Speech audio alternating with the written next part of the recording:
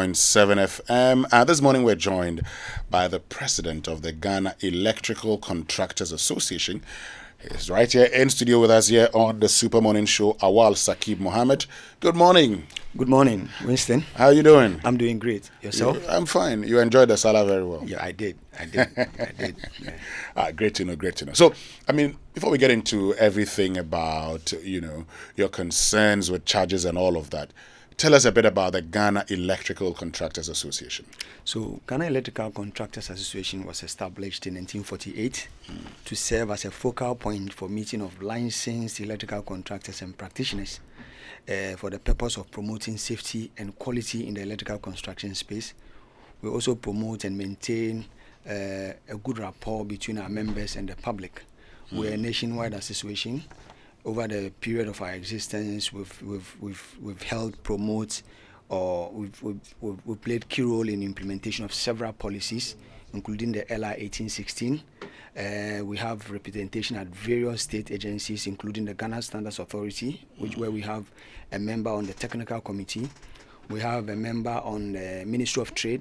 Now they call it Be Ready. It used to be Ease of Doing Business. Okay. So we have a member on the Be Ready committee.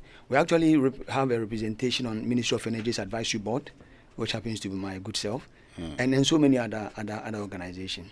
So basically, we promote and safeguard the interests of electrical contractors and the public. Okay. Yeah. So what are your concerns with, the ECG charges on rechargeable job? Now, if today you apply for what we call a service connection, there are different categories of premises.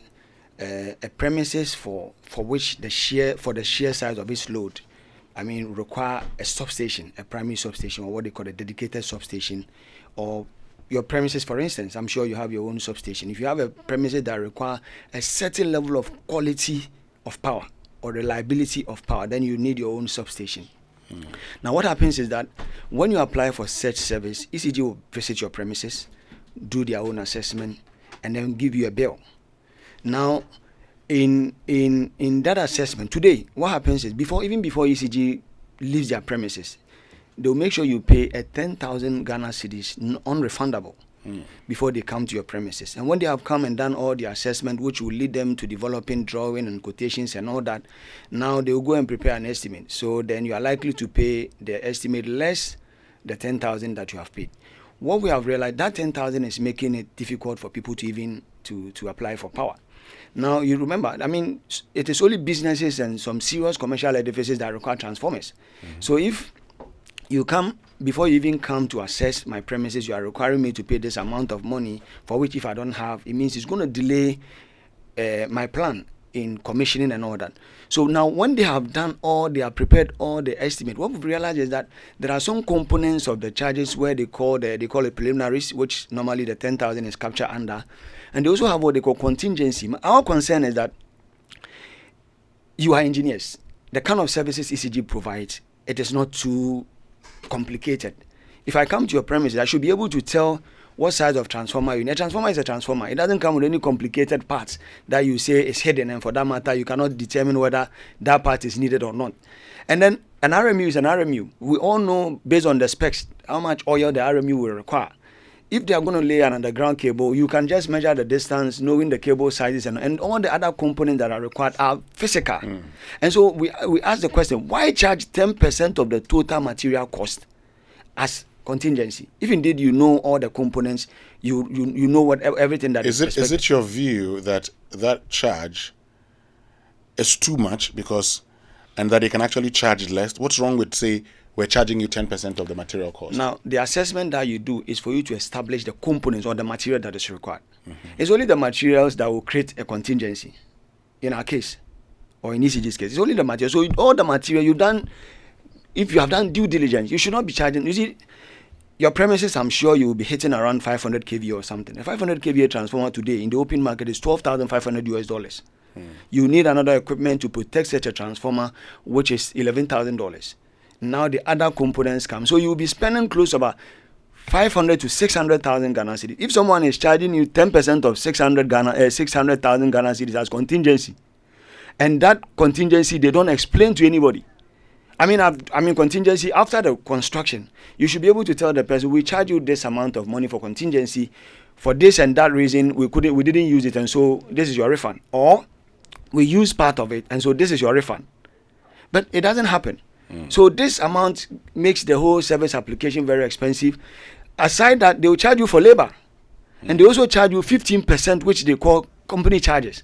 So in all, you find that there are some over 20 something, almost 30% margin on whatever ECG is charging, that is making the cost of application of dedicated transformer very expensive. We find that to be worrying. We have situations where people have, when you start construction, you get to a point before you apply for power. Yeah. And most people, you can actually apply for the power if your substation is outdoor.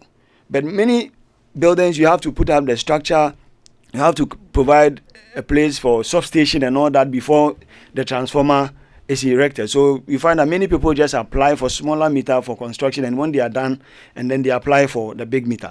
Now what happens is people don't have an idea how much they will be charged. ECG visits your premises, they do the assessment, and they tell you that you have to pay this amount of money for us to supply you all the materials, or you not get connected. Okay. Now today, the question is, ECG, we are in a liberal environment. Why would ECG, being a public institution, be banning people from buying their own materials? It should be possible for me to say that, okay, fine, I have a relationship with a supplier. I mean, your materials, I don't want. You don't buy your own materials? I don't buy. Yeah, you don't want to allow you. Even if you do, they will surcharge you for that. So electrical dealers are suffering. People have stock. If you know that, I'm sure you know the electrical industry. It's a mega industry.